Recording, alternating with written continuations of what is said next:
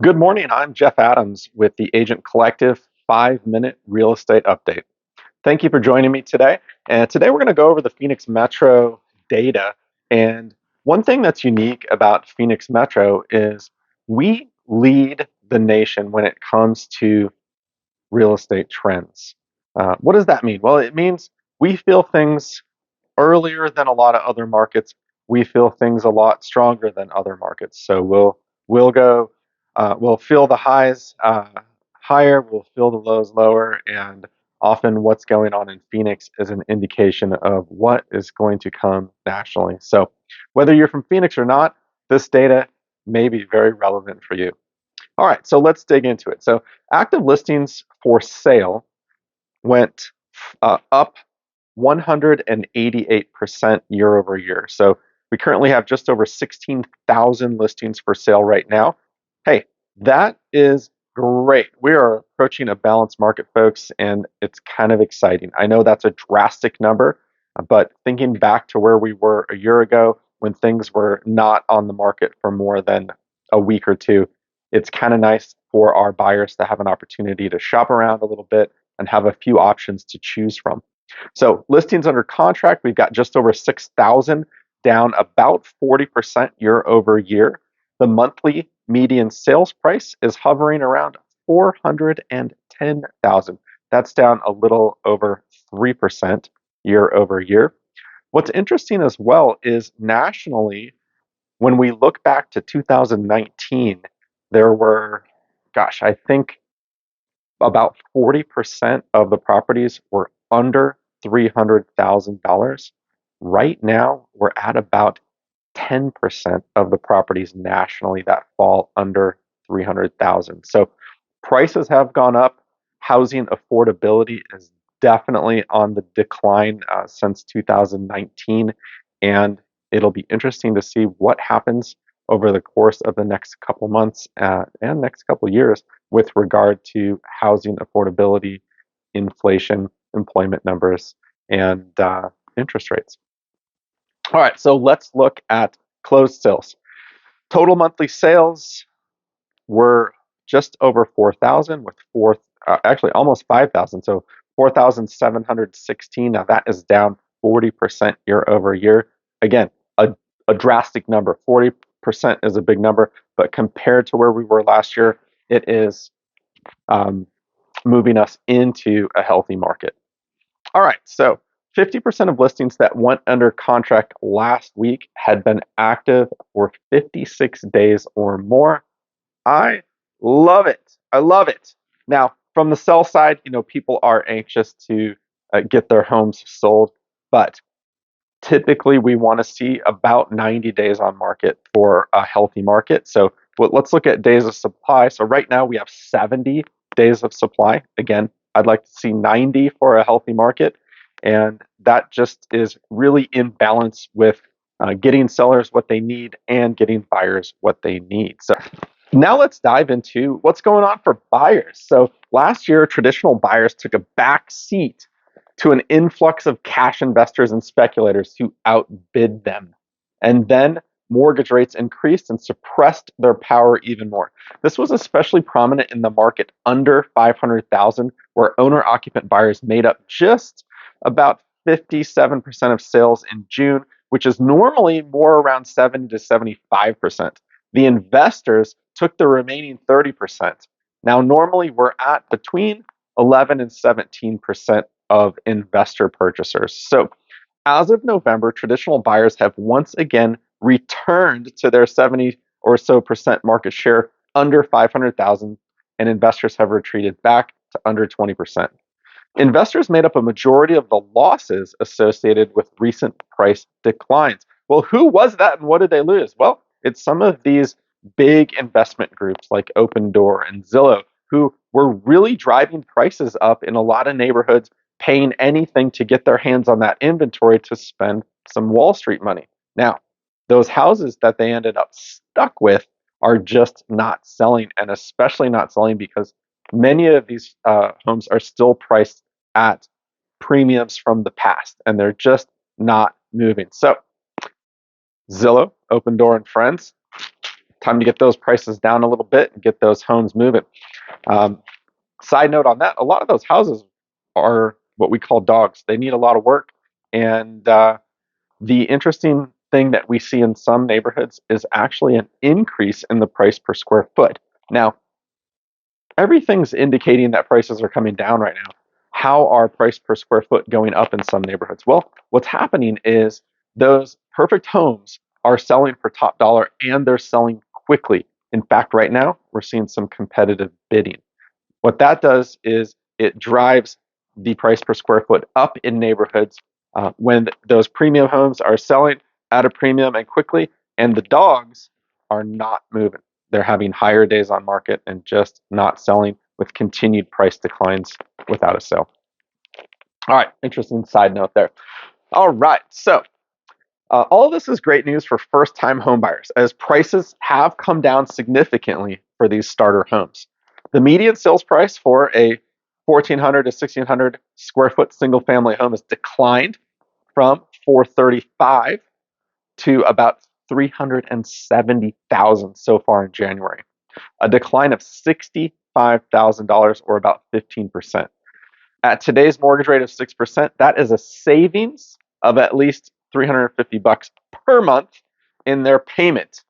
This is in line to the overall median sales price, which has also declined $65,000 from $475 to $410,000. All right, to sweeten the pot, both FHA and conventional loan limits have increased for 2023. FHA increased from 441,600 to $530,150, and many lenders began honoring the 2023 loan limit before 2022 ended. As a result, the market share of the sales with FHA financing under $500,000 increased from a low of 11% in March to 20% by November. Many first-time homebuyers have taken advantage of FHA financing as they've offered softer requirements for approval and their rates have been lower than the conventional loans. All right, some buyers still believe prices are going to continue to drop dramatically in 2023 and continue to wait. However, after a brief 4-week buyer market for November and December, the ratios of supply to demand are showing the greater Phoenix market moving back into a balanced market. This means less downward pressure on price going forward, and if inflation and mortgage rates continue to decline, the worst may be behind us.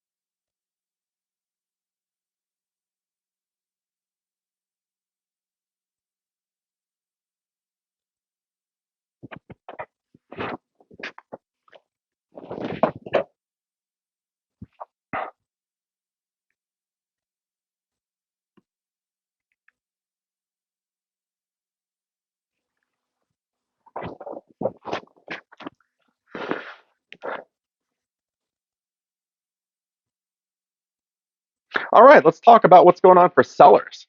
Happening right now is a shift out of the shortest buyer market ever recorded in Phoenix.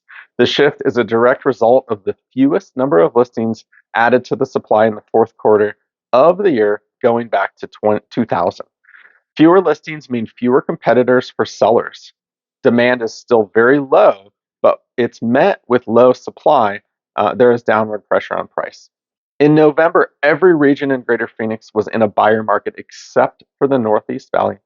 By mid-January, Phoenix, Glendale, Mesa, Tempe, Avondale, Gilbert, and Chandler had all come out of buyer markets and into balance, except for Chandler, which leapt into a seller market. Not far behind are Peoria and Surprise. The only large city left in a strong buyer market include Goodyear and Queen Creek, including Santan Valley, Maricopa, and Buckeye. This does not mean that sellers can expect 2021 and 2022 scenarios to come back. Price drops, negotiations, concessions, and rate buydowns will continue to be the key to keeping buyers in the game this quarter. Currently, 51% of all January sales have involved some form of concession from the seller, with a median cost of $9,854, in line with the cost of a temporary rate buydown. While Avondale is in a balanced market, 85392 over the last 30 days showed 14 out of 15 sales with concessions and a median of $12,000 to those buyers. In addition to concessions, final sale prices are showing sellers getting an average of 96.7% of their last list price. This is not unusual for a balanced market. Woohoo! The luxury market over 1.5 million sees fewer concessions but more price negotiation. January sales so far show sellers closing at an average of 94.5% of their last list price in this segment. Under 500,000, sellers are closing at a 97.4% of the list price. All in all, the majority of sellers are coming out ahead. 65% of active resale listings have been owned for at least 2 years, and this is a really interesting statistic. Long-term appreciation rates for homes in Greater Phoenix are as follows using January sales to date. So if you've owned your home for 2 years, you've seen 25% appreciation. If you've owned it for 3 years, you're at 50% appreciation. 4 years, 63%. 5 years, 70%. And if you've owned your home for 6 years or more in the Greater Phoenix area, you've seen on average 86% appreciation in that value. That's freaking awesome. Congratulations, homeowners and investors. All right, folks. Well, that wraps up our data. So we do have a special report from Agent Jeff Adams, who's out in the field, and he'd love to tell you something special about a new commercial development happening in Chandler. Jeff, take it away. Thank you so much, Jeff. So I am standing in front of the new Realty One Group Chandler office. It is located at 101 and Ray. It is a prime location for both agents and clients to have easy access to their realtors. Let's take a look inside and see how the construction is going. All right, so we're just going to walk into this beautiful grand entrance. This is a Class A building, and it's just beautiful and well maintained by an amazing staff who keeps things clean, especially during this construction phase. So here's the temporary office that we're housed in currently, and we're going to take a look at what the new office is going to be. It's center stage in main floor in Tower 1, and let's just take a look and see what we've got going on in here. So over here is going to be a lounge kind of hangout area with some big TVs and a refrigerator and somewhere to hang out. Got a front desk area with a big meeting room right behind it with beautiful windows that look out onto a patio. There'll be some seating out there to hang out and eat some lunch. And then if you take a right once you go in the front door, there'll be office. There's going to actually be a bullpen area and some offices on both sides. So let's take a walk down the hall. And down the hall is going to be the Rock Title office, which is going to be connected at the end of the office area with the Realty One Group office. And so we're just walking down to the main entrance that clients will walk through for Rock Title. And I think you can get a sense of how big this office is going to be. So here we go. We got the Rock Title nameplate up already.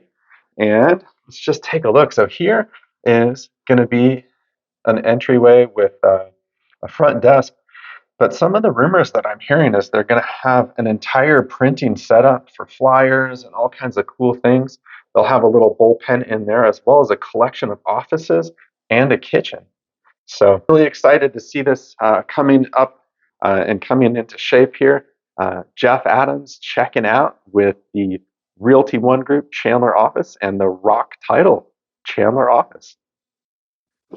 Jeff, thank you so much for that great tour of the construction going on at the new Chandler offices. How exciting is that? Well, folks, thanks for hanging in there with us and checking out the Phoenix real estate market data and checking out that beautiful new Realty One Group office. We'll see you next time with the data. Jeff Adams, Agent Collective Market Update. Have a great day, everyone.